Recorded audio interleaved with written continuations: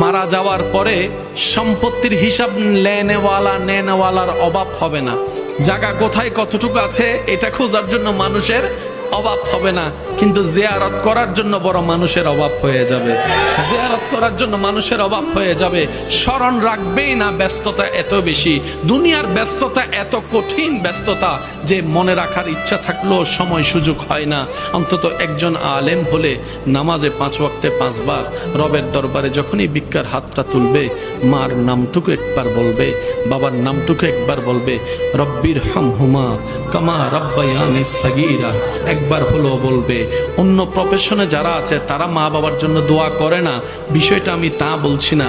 আমি বলতে চাচ্ছি একজন আলেম যদি হয়, একজন হাফেজে কোরআন যদি হয় এবং আল্লাহ ওয়ালা যদি হয়, তখন তার অন্তরে মা বাবার জন্য শ্রদ্ধা আরো বেশি হয়ে যাবে, আদব আরো বেশি হয়ে যাবে, শরণাশও বেশি হয়ে যাবে, রবের দরবারে দোয়া কবুলের পার্সেন্টেজও বেশি হয়ে যাবে। সুবহানাল্লাহ।